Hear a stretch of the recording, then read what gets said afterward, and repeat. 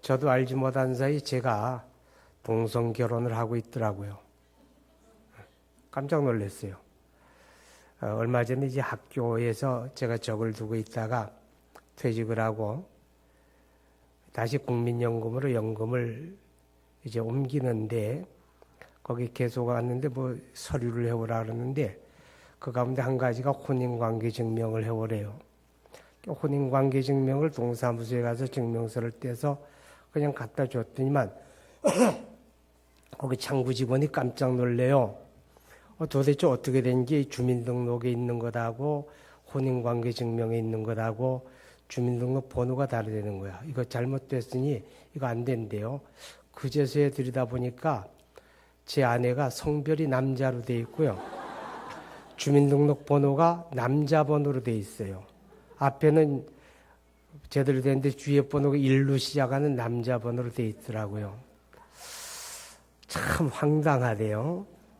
이제 동사무소에 다시 갔어요. 갔더니 동사무소 직원이 그래요. 이거는 우리 동사무소에 처리할 수 있는 게 아니고 이것을 본래 등재한 원적지에다 조회를 해야 한대요.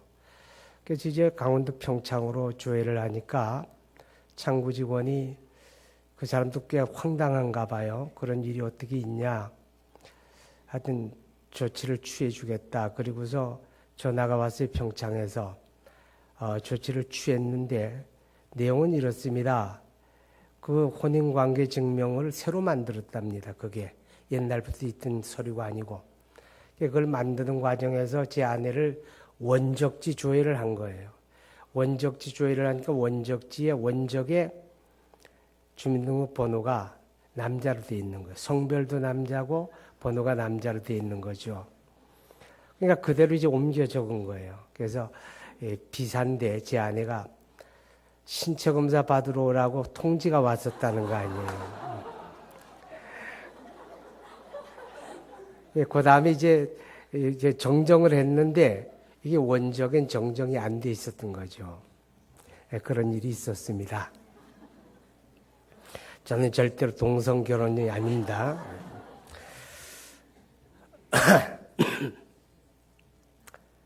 찬송을 부를 때 제가 물어볼게요. 왜 악기를 씁니까? 오늘도 보니까 뭐 하나는 비올라 맞죠? 하나는 바이올린, 또 첼로 이런 나와 하는데 왜 그거 씁니까? 잘 모르세요? 두 가지예요. 하나는 그리스도인의 하나님께 영광이 되면 쓰는 거예요. 둘째, 노래하는데 보탬이 되면 쓰는 거예요. 그렇죠?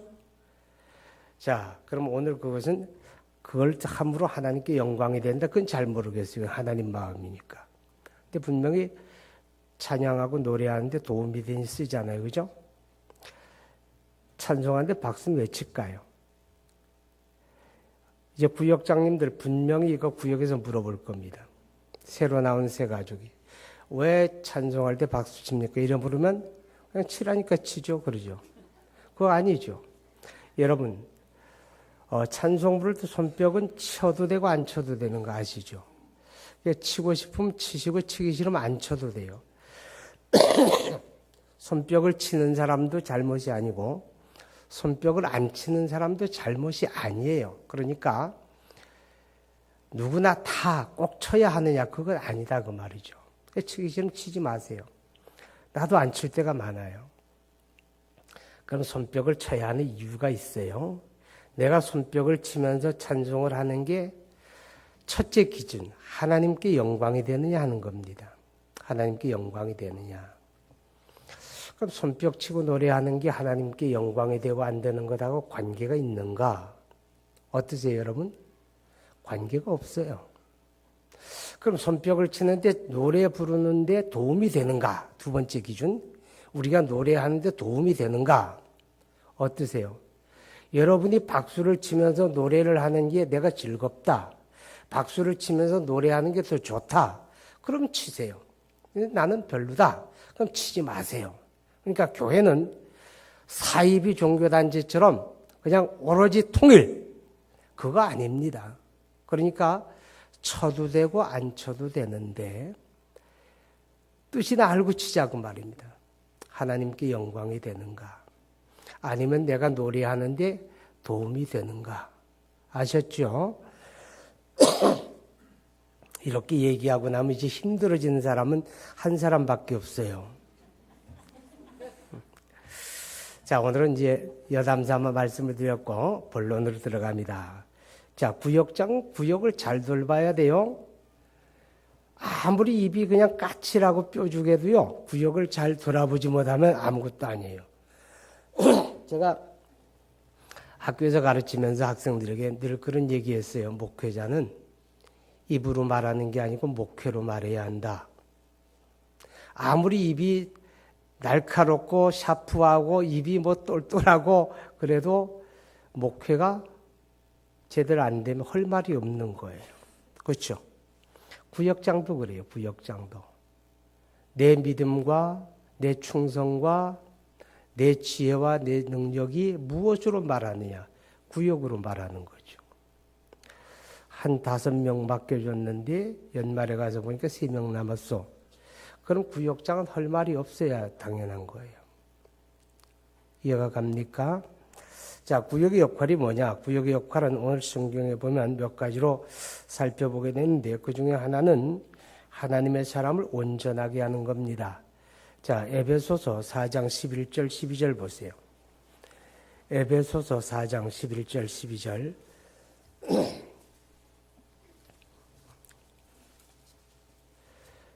시작. 그가 어떤 사람은 사도로, 어떤 사람은 선지자로, 어떤 사람은 복음 전하는 자로, 어떤 사람은 목사와 교사로 삼으셨으니 이는 성도를 온전하게 하여 봉사일을 하게 하며 그리스도의 몸을 세우려 하심이라.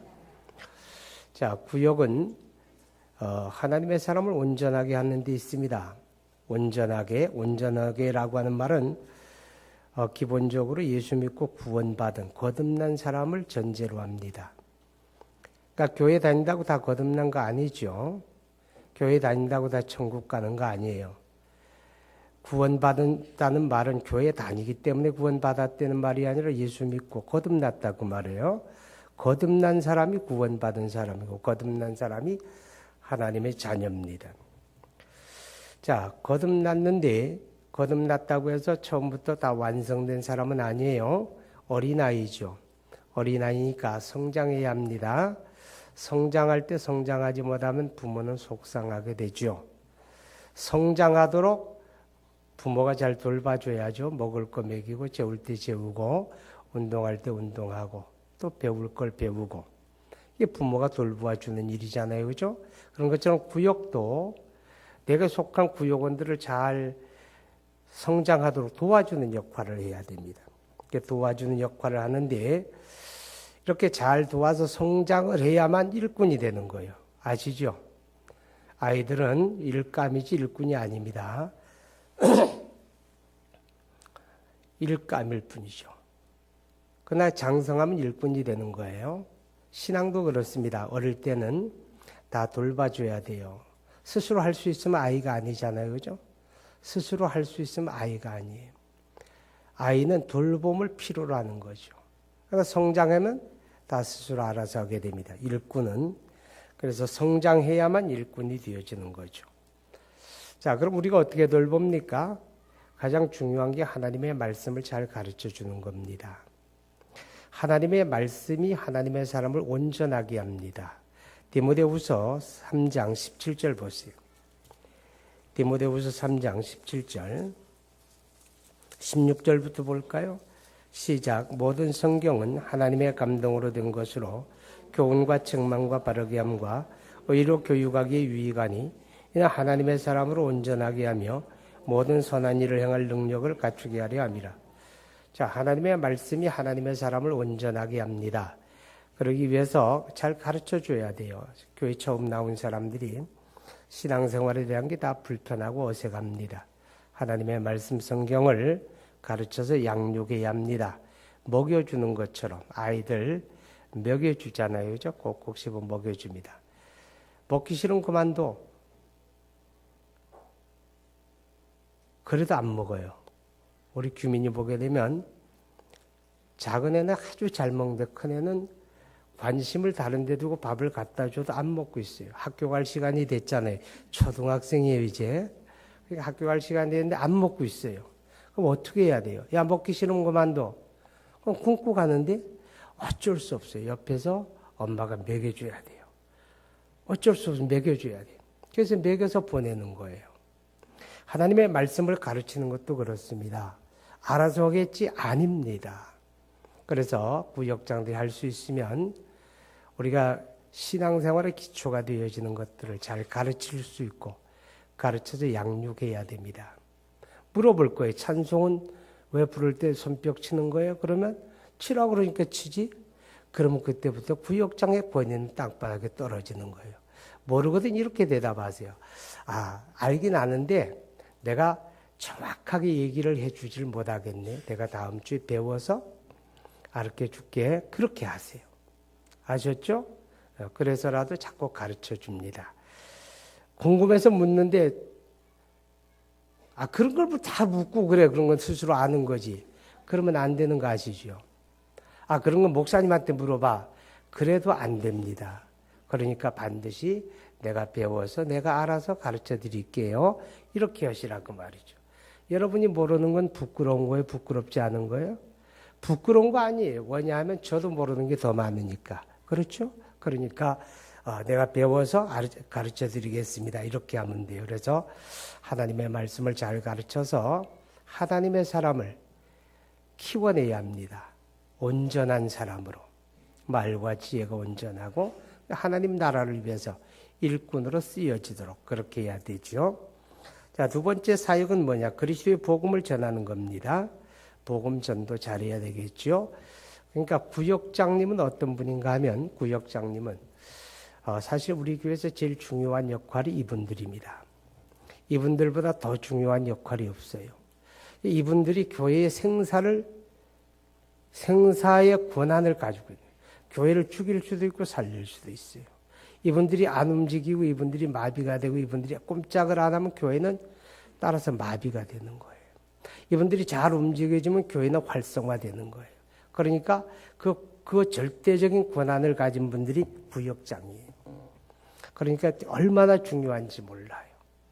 자, 그런데 구역은 현장에서 전도할 수 있는 가장 가까이 있는 사람들이잖아요. 그렇죠? 현장에서. 그러니까 구역에서 전도를 이루어내지 않으면 교회는 전도할 방법이 없는 거예요. 여러분 거리 다니면서 예수 믿으세요? 전도지 나눠줘 보세요. 지금 그거 듣고 예수 믿는 사람이 있을까요? 있을 수도 있겠죠. 그러나 통계적으로 보게 되면 그렇게 불특정 다수, 우리 주변 사람들 아무나 만나 예수 믿으라고 이렇게 해서 예수 믿는 사람은 1%도 안 돼요. 1%도 안 돼요. 현대는 문화가 달라지고 생활 환경이 달라지고 사람들이 의식 수준이 달라졌잖아요. 그런데 우리가 전도하는 건 70년대 방식을 그대로 고수하면 안 되겠죠. 현대 전도는 이웃 전도예요. 알고 지내는 사람들. 알고 지내는 사람들이 전도 대상이 되는 거예요. 모르는 사람에게 다가가서 예수 믿으라고 말할 수 있어요. 그럼 내가 전했구나. 기분 좋아질진 몰라도 열매를 맺지는 않는다는 겁니다. 자, 그래서 이웃이 중요한데 이 현대인의 삶에서 이웃이 없어요. 이게 참 걱정이에요. 뭐냐? 우리가 교회 생활을 10수년 하는 사람들, 그리고 좀 열심히 있어가지고 주일도 오고 수요일도 오고 금요 기도회도 오고 그런 사람들은 모든 생활이 교회 중심이에요. 눈만 뜨면 교회 모여요. 그러다 보니까 이웃이 없어요. 이웃과 더불어 사귀고 교제하는 시간이 없는 거예요. 여러분 이건 불행한 겁니다. 우리는 분명히 우리 생활 현장에 있는 사람들을 놓치면 안 돼요. 놓치면 안 돼요. 그래서 우리가 이웃을 사귀어야 한다는 거죠. 이웃에게 관심을 가져보세요. 무관심하면 이웃이 없어도 관심을 가지면 얼마든지 이웃이 만들어지게 된다는 것입니다. 우리가 하나님 앞에 사명을 받은 그리스도인들이요. 세상 속으로 보냄을 받았는데 우리가 사명에 무관심한 사람은 이웃에게 무관심하는 거예요. 그러니까 사명에 관심 있는 사람은 이웃에게 관심을 갖지요. 관심을 갖게 되고 그들을 사랑하고 섬기게 됩니다. 가장 확실한 전도는 사랑이에요. 사랑하지 아니하고 섬기지 아니하고 우리가 열매를 거두려고 하면 안 되죠. 뭐 우리 속담에 그런 말이 있어요. 닭을 털도 안 뽑고 먹으려고 한다. 뭐 그런 말이 있잖아요. 그죠? 모르세요? 우리 전도가 그래요. 전도가. 전혀 이웃을 사랑하지도 않고 섬기지도 않고 사귀지도 않고 교제도 없이 지내다가 어느 날 뜬금없이 예수 믿으세요? 여러분 요새 그런 소리 하고 다니면 정신병자라 그래요. 이웃을 사귀세요. 이웃을 교제하세요. 이웃을 섬기시기 바랍니다. 낚시하는 사람들 참 대단한 사람들이죠. 여러분 기도하라고 한 자리에 앉혀놓으면 어때요? 10분 견디면 꽤 괜찮은 교인이에요. 30분 견디면 아주 양호한 교인이죠. 근데 10분 견디지 못해서 자리 뜨는 사람이 우리 가운데 50%는 될 거예요. 근데 낚시하는 사람은요, 세상에 겨울에 얼음 낚시하는데 그만한 구멍 뚫어놓고 낚시 놓고 그 추운데 간에 의자 하나 놓고 쭈그리고 앉아가지고요, 30분이고 1시간이고 꼼짝 안 하고 우리가 앉아 있어요. 여러분 대단하지 않아요? 낚시하는 사람은 얼음 낚시만 그런 게 아니잖아요. 낚시터에 가서 낚싯대 뒤집어 놓고 돌아다니면서 놀고 구경할 거 구경하고 그러지 1시간 후에 와서 건지고 그런 낚시꾼이 있어요? 그런 낚시꾼은 가짜예요. 낚시를 던지는 순간부터 낚시꾼은 낚시만 주시하는 거예요. 낚시를 딱 주시하고 있다가 탁 입질하는 순간에 낚아채잖아요. 그래서 낚는 거예요. 이게 관심이라는 거예요. 우리가 내 주변에 살고 있는 사람들에게 우리가 관심을 가지게 되면 그리스도의 복음을 전할 수 있는 기회가 온다는 거죠. 무관심하니까, 전혀 상관없이 사니까 우리가 기회를 얻지 못하는 거죠. 여러분 이웃을 사귀고 섬길 수 있기 바랍니다. 그리고 전도 대상자를 구역에서 꼭 정하세요. 그리고 전도 대상자 명부를 만드세요. 전도 대상자는 사실은요, 오래 예수 믿은 사람 주변엔 거의 없어요. 왜? 교회 중심으로 생활을 했기 때문에 이웃을 외면하고 살잖아요. 뭐 눈만 뜨면 교인끼리 모이는데 그렇게 모여 살면 편리하긴 해요. 관심이 같고 가치가 같고 문화가 같으니까 편하긴 하죠. 그러나 여러분 사명은 없어지는 거예요. 하나님 앞에 가서 우리가 판단을 받을 때 사명을 따라 판단받는 거예요. 편하게 살았다고 그것 때문에 상 받는 거 아니잖아요. 근데 새가족 주변을 보세요. 새가족 주변. 이 새가족 주변에는 전도할 수 있는 사람들이 작게는 2, 3명에서 5, 6명으로 늘어나요. 마치 여러분 땅콩 캐봤어요? 땅콩을 저는 볶은 땅콩보다 생땅콩이 좋은 사람이에요. 그래서 사람들이 날 괴짜라 그래요. 생땅콩은 참 맛있어요. 약간 비리더긴 해도. 그리고 금방 뽑은 땅콩을 까먹으면요, 정말 맛있어. 마른 거 말고. 근데 땅콩을 한 줄기 땡겨보세요. 줄기 하나 속에 땅콩이 수십 개가 달라붙어 있어요. 줄줄이. 그것처럼 새가족을 하나 이렇게 건졌으면 그 주변을 한번 조사를 해봐요. 사돈의 팔촌까지. 많은 전도 대상자가 새가족 주변에 있습니다. 그런 사람들을 놓치지 말고 전도 대상자로 명부를 만들어 가지고 관리를 해보라 그 말입니다. 그리고 전략을 세워야죠. 관심을 가지면서 이 사람이 나이는 어느 또래고 누구하고 비슷하구나.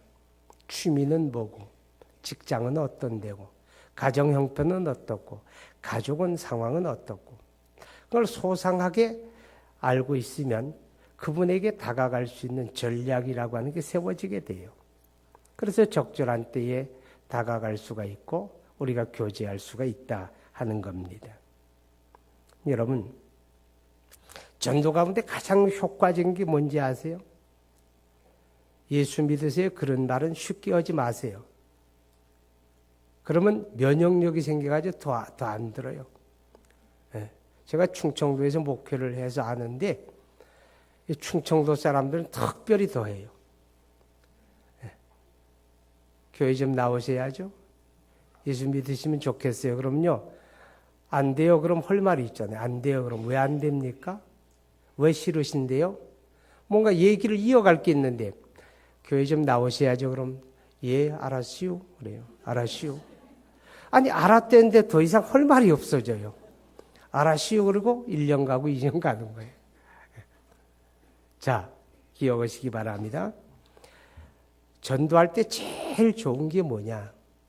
간증이에요. 간증.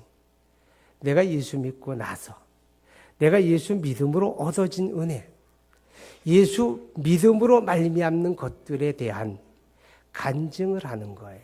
간증을. 그렇죠? 그럼 간증보다 더 효과적이고 듣는 사람에게 크게 영향을 줄 수 있는 방법은 없어요.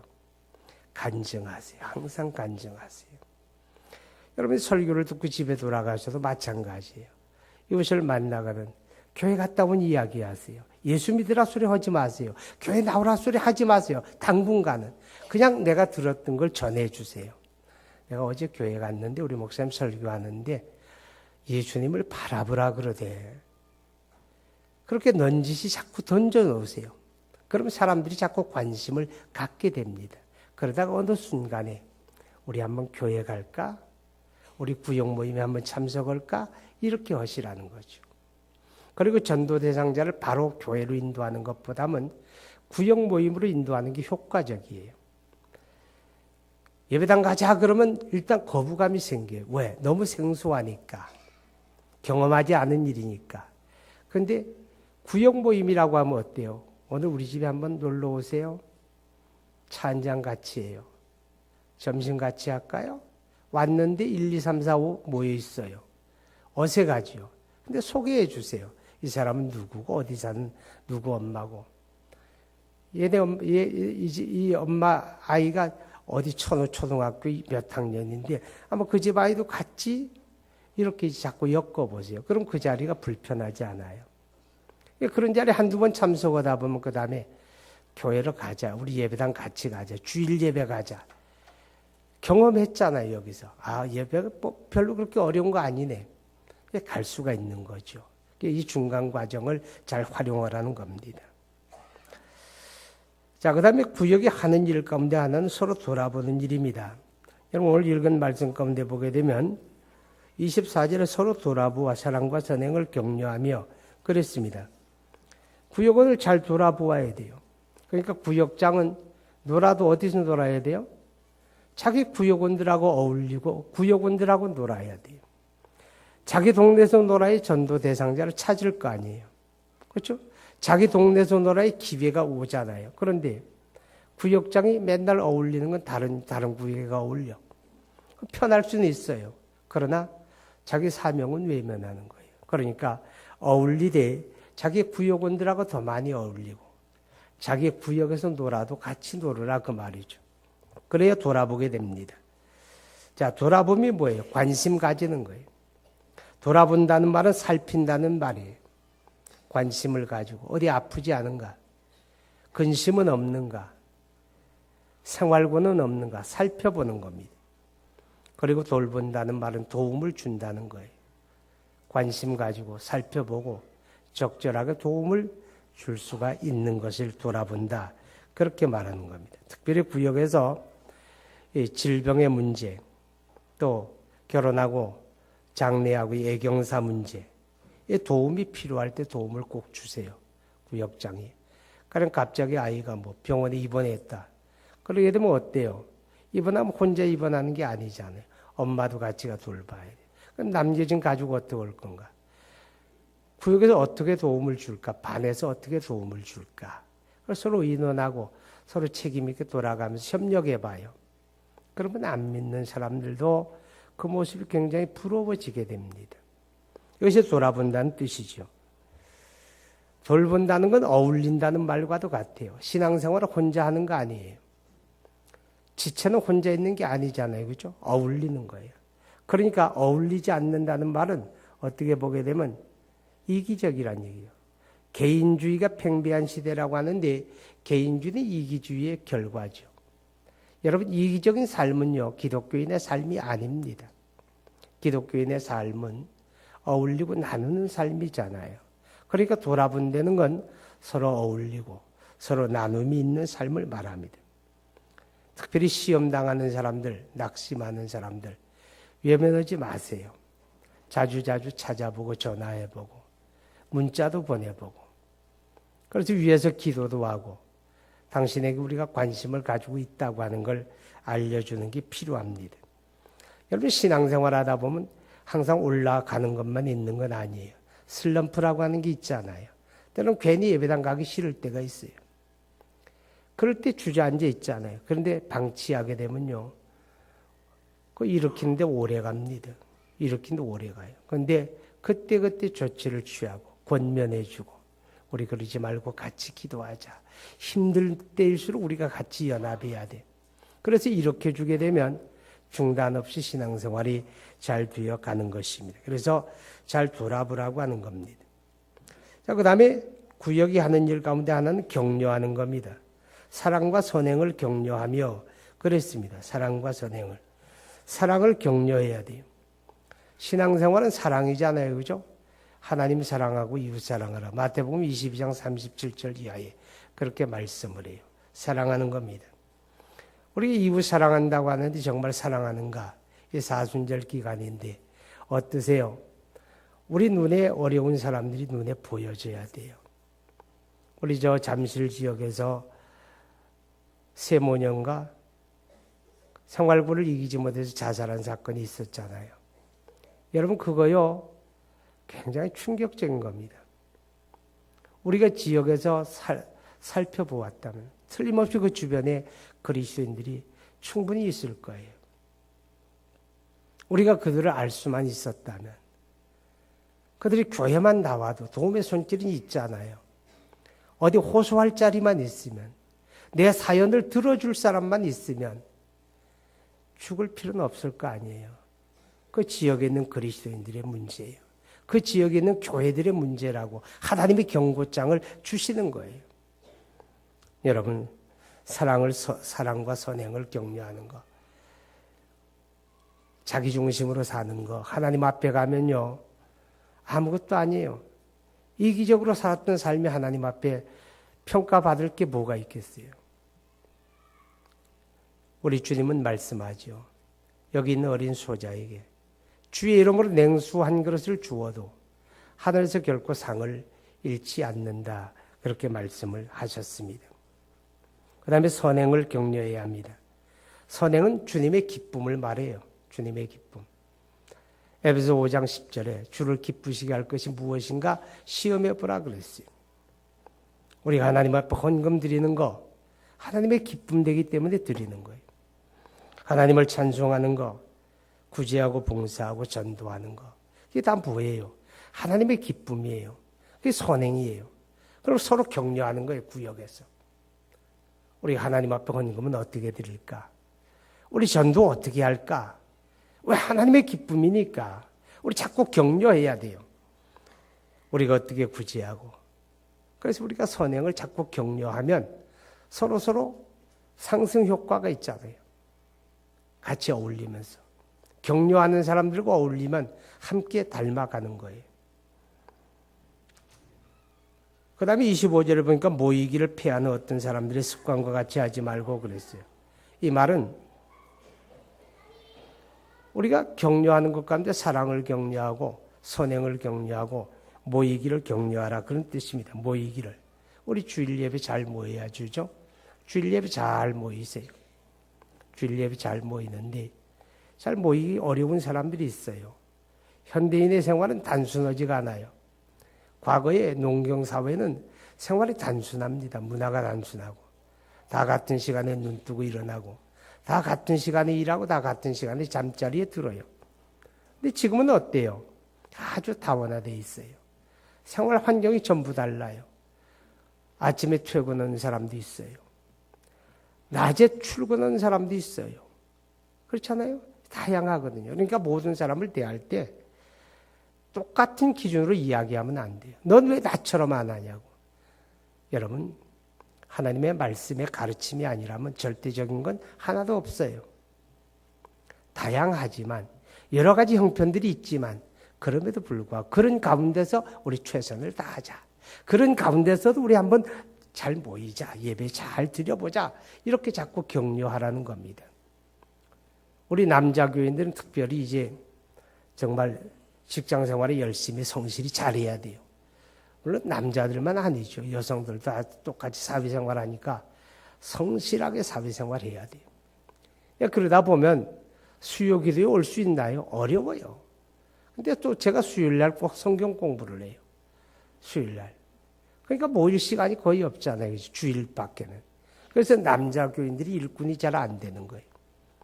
아마 여성들을 장로로 안 세우니 아주 다행이지. 여성들까지 장로로 세운다 그러면 우리 남자 교인들 가운데 장로 될 사람 아주 어려울 거예요. 여성들이 다 차지할 거예요. 그럼 남자들이 언제 모여야 돼요? 금요일은 모이셔야지. 금요 기도회 때는. 그래서 서로 자꾸 격려하세요. 우리 모이자. 같이 기도할 기회를 갖자. 하나님 앞에 기도하면서 우리가 영적인 성장이 이루어지잖아요. 그죠? 근데 그거 저거 다 제껴놓고 서로 견제해요. 서로. 나도 안 나가요. 너도 나가지 마. 아니 내가 진짜 본 건 아닌데 서로 그러는 것 같아. 서영석 집사가 뒤에서 최 집사 내가 안 나올 테니 너도 나가지 마. 꼭 그러는 것 같아 느낌이. 어쩜 그렇게 짠 것처럼 금요일날 남자들이 안 보이는지 모르겠어요. 자, 모이기를 격려합시다. 이게 바로 구역에서 해야 할 일이다 라고 하는 것입니다. 자, 다시 요약합니다. 구역의 역할 가운데 하나님의 사람을 온전케 하는 겁니다. 가르쳐서 키우는 거예요. 두 번째는 복음을 전하는 전도입니다. 세 번째 서로 돌아보는 겁니다. 구역에 잘 돌아봐야 돼. 이웃을 돌아보시. 그리고 격려하는 겁니다. 뭘 격려합니까? 우리 서로 사랑하고 이웃사랑을 격려하는 거예요. 선행을 격려하는 거예요. 그리고 모이기를 격려하는 이 세 가지가 우리 구역의 역할이다. 금년 한 해 동안 우리 구역장님들 이 귀하고 아름다운 역할 잘 감당하십시오. 여러분 그것이 하나님이 나에게 관심을 가져야 하는 이유가 되고 하나님이 내 기도를 들으셔야 하는 이유가 되고 하나님이 내 손길을 복주셔야 하는 이유가 된다고 하는 사실을 깨달을 수 있기를 바랍니다. 자, 찬송 하나 부르시겠습니다. 찬송가 220장